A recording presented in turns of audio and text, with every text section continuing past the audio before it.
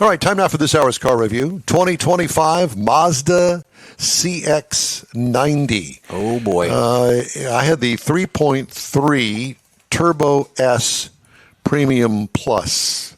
This is a standard SUV, seating for 6 in 3 rows, all new for 2024. One of the better-looking SUVs on the market, I say. Well-balanced overall, attractive, conservative front grille. What is he doing down there? He's fiddling with his headset. That's okay. You done fiddling? Okay, thank you. Chrome accents give an overall high-priced appearance. Rear hatch and booty carries the balanced look also with lighting beneath the glass. What I liked about it, overall look gets an A in my book. What could use improvement? Nothing. Like the painted wheel well opening moldings on it. That was different because usually the manufacturers these days don't paint them, that black plastic. And it's Hey. you not? Is yours that way? Yeah. You got black plastic? No, I got gray. Mine's an accent of the gray. Yeah. So yours are painted? Painted gray or molded gray. Okay, whatever. Interior highlights. Standalone center screen with instrument cluster underneath the sunshade there for the driver. Alcantara dash accent is attractive, but it sure seems to me that could be a dirty point later on in the car's life. Comfortable seating for 6. Overall design is attractive on the interior. Cargo, kind of on the small side with the third row up, which is pretty typical for 3 rows of seating. That back seat, kids only. What I liked, attention to the detail, is noteworthy. What could use improvement? Infotainment is one of the worst in the business. And I have not liked it from the beginning. I shared that sentiment with our dear friend out on the West Coast, Jack Nerad, and he agreed with me. He said, they need to do some work in that area. 3.3-liter turbocharged engine, 340 horsepower, 369 pound-feet of torque, so it doesn't lack in the power. 8-speed automatic transmission, towing 5,000 pounds, gets 23 in the city, 28 on the highway for a combined of 25. I got 26.7 miles per gallon over 497.8 miles. Are you going to say something? I'll wait till you're done. What I liked about it, the power, what could use improvement. The start-stop feature kills the engine at any speed when the accelerator is not pressed, and it's disturbing. So you're doing 70 miles an hour and you let off the accelerator, the engine quits. Okay, I'm not sure about that. Transmission shift from first to second is bothersome as well. What I liked about it, the overall feel of the car is responsive and quick, sports car-like actually, and they've done quite well in the sports car department with the Mazda Miata MX-5. What could use improvement there? Nothing. Now, base trim price on this is $56,450. It's not cheap. Prices tested $57,905. Base model price is $37,845. Competitors to this vehicle in base and size. Kia Telluride starts $36,190.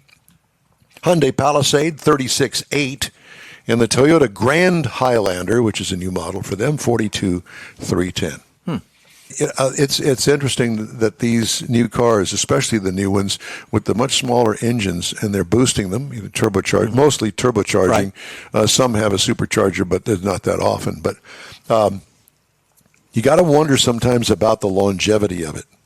How long is that turbo going to last? And what does it take to change out the turbo should it, bite the big one? Well, hopefully if it goes out, it'll go out under warranty. Yeah. You got 3 or 36 as a standard. I can't imagine that they would put a turbocharger on a car these days from the factory that ain't going to last at least 50,000 miles. Yeah, exactly.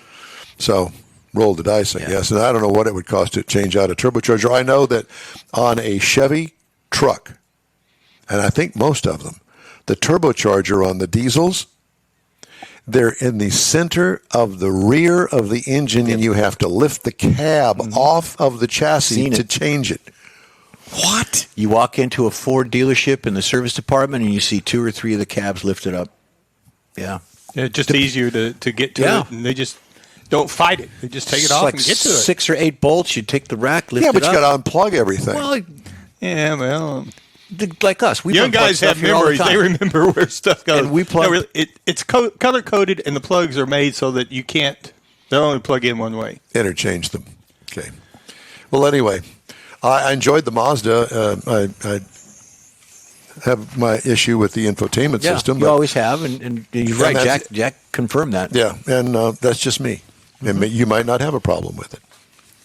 All right, let us take a break, shall we?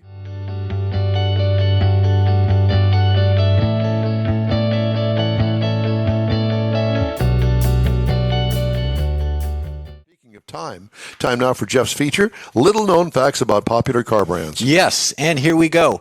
It is the world's best luxury brand tend to lend one thing in common to another. They've all been around for a long time, and they have stories of their own. However, every brand-defining highlight is lesser known. So here we go. Mercedes-Benz made a 269-mile-per-hour car in 1938, Michael. Wow. A lot of Mercedes history during the late 30s has been obscured. However, its engineers produced some truly remarkable cars during the Verkehrswagen, that's what this is called, which set a record of 268.9 miles per hour on the German Autobahn in 1930s. The car was based on the decorated World W125 race car, and it featured a new, streamlined body for maximum slipperiness, Mike, to help set the record. Powering the car was a 5.6-liter V12 engine with twin superchargers. Isn't that great? Next one we have is a Cadillac designed called the City Car. It's to rival the Mini. Cadillac is best known for its huge, opulent vehicles, I know. But in 2010, it decided to explore a different direction. Aimed at capitalizing on the emerging trend of luxury compact cars in Europe, the Cadillac urban luxury concept was around the size of a Mini. However, it featured an interior as luxurious as the brand's full-size cars. The car was powered by a 1-liter engine, which borrowed from Peugeot. The next one is, this John's going to love this. Every Jaguar chassis is brushed with emu feathers. Oh, God. Paint process. That's what it is. That's what's wrong with the damn thing. Jaguars, they choose to use emo feathers for brushes as they can statically charge and are excellent at picking up stubborn remaining pieces of dust and debris. They're also larger, and most of the natural feathers are, allowing each one to cover a wider area of the chassis. Using emu feathers is significantly more expensive than using regular feathers or synthetic materials, but it claims they do the best job for Jaguar. So that's why they made that commercial. And the last one we have, you didn't know this, but Mercedes motorcycles were created because of a legal mistake. Maserati. I said Mercedes. It's Maserati. Where am I going? Maserati was taken over in the early 50s and split into various smaller companies. However, thanks to a mistake during a separation of Maserati subsidiaries during the takeover, a notary public accidentally granted the spark plug manufacturer the legal right to use the Maserati name on anything it wanted. So they made a motorcycle. They can still use it today, but they don't do it anymore because of legal reasons. So there you go. Maserati made a motorcycle. Was it called the Maserati? It was called the Maserati.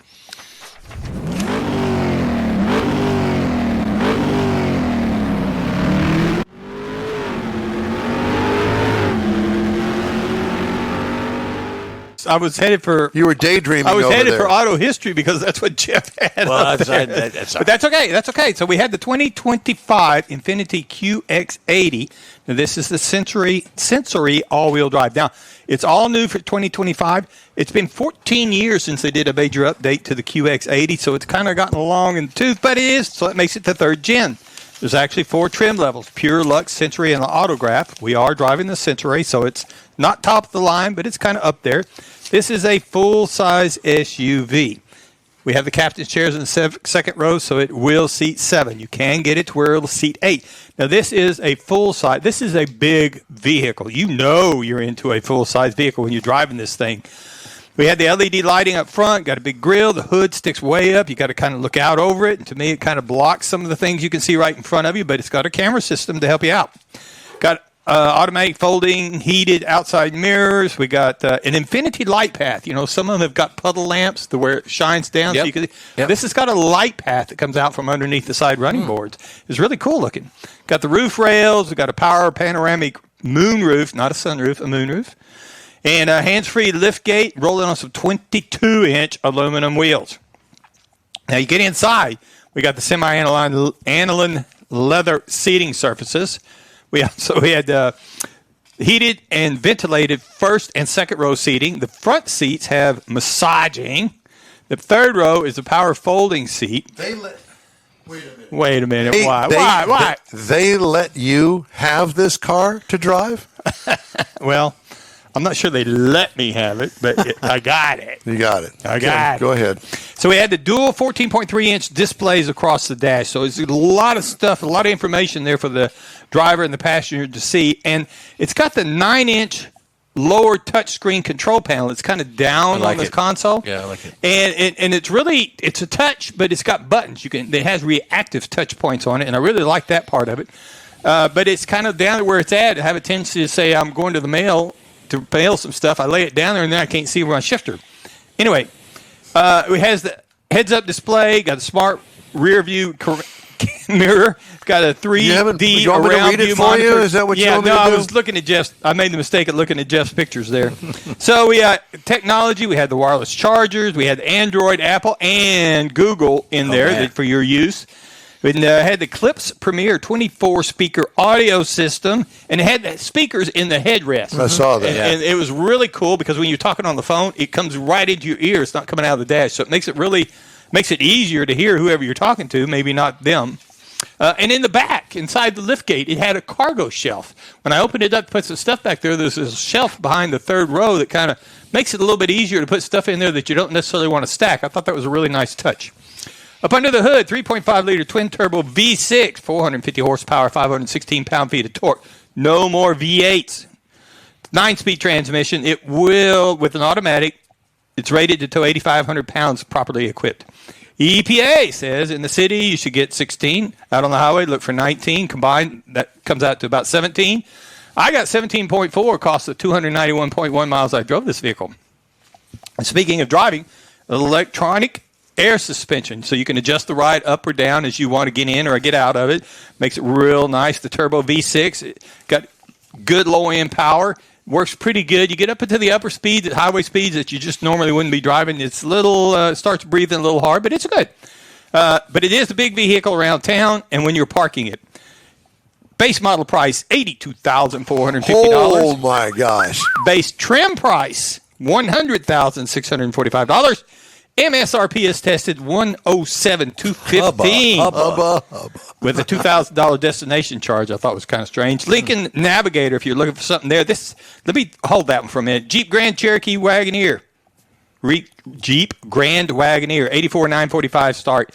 Cadillac Escalade, $87,595. Jeff, there's you one. I'm in. But Lincoln Navigator, same type, big luxury vehicle, starts base $99,950. So if you're looking for one of these big vehicles, this is one that's really nice and got plenty of power, and you really ought to look at it if you're up there in that category. Thank you, sir. Today's In Wheel Time Car Talk Show.